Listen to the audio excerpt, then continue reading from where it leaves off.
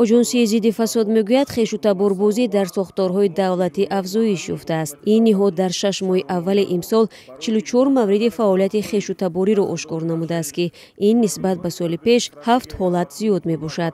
از همه بیشتر فعالیت خیش و تباری به ساحه‌های معارف و تندرستی رسم می آمده است. طبق طلبات قانون جمهوری تهران درباره مقاومت به کارپسیا ماده 22 البته وابسته به حالت مذکور بهر برطرف نمودن قانون‌محروم‌کنی سند اعتنایی در شکل دستور خطی ارسال کرده می‌شود که با نتیجه نفران قانون‌محروم کننده از منصب‌های اشغال نموده آزاد کرده می‌شوند.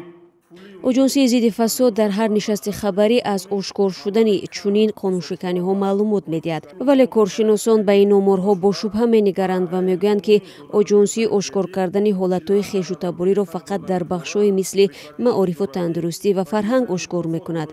خیرالله میرسیدov خبرنگار تاجیک مقیم اروپا بر این باور است که از همه بیشتر مورد خیش و تباری در مقامات قدرتی به نظر می‌رسد.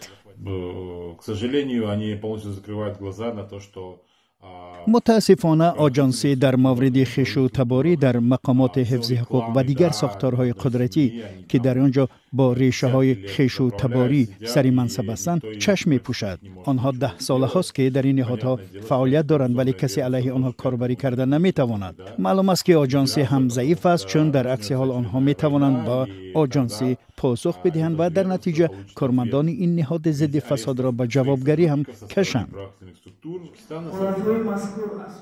با اطلاع اجنسی از 44 مورد خیش و تباری 15 حالت به بخش معارف، 16 تای دیگر به تندرستی، 6 حالت به مقامات شهرداری و حالت‌های دیگر به چند وزارت و اداره‌های دیگر مربوط است.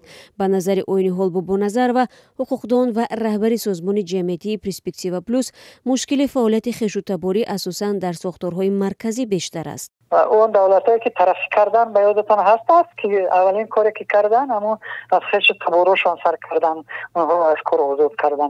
یعنی که البته باید دولت دموکراتی همه وقت همه سیستمش یعنی که از یکدیگر وابسته نباشند.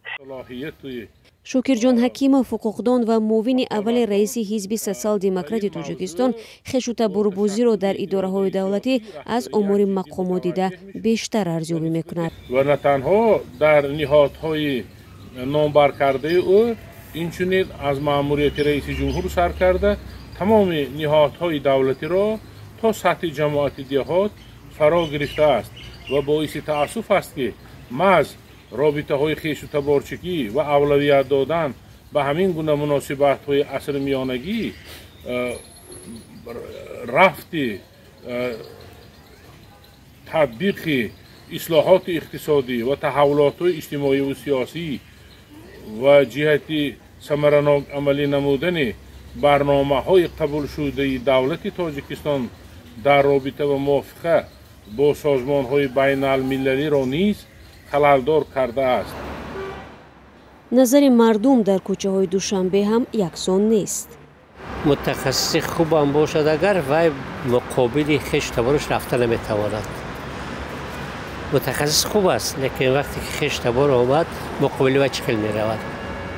مجبور که یگون قانون شکنی به راه دهد. دنیا ازل چخیل آمده بوده است. چخیل رفته است. Если не работает, почему нет, конечно. ترانسپرنسی اینترنشنال یا شفافیت بین الملل در گزارش اول امسال گفت اکثریت در تاجیکستان باور دارند پوره‌گیری از خودکنی پولی دولت، خیش و تباربازی و موردهای دیگر از مسائل پنهان شده می باشد. عین زمان چندی از پیوندان رئیس جمهوری تاجیکستان در منصب‌های کلیدی کار می‌کنند. نه پرزیدنت و نه نزدیکانش در مورد اتهامات خیش و تباربازی در نهادهای رسمی ابراز نظر نکردند.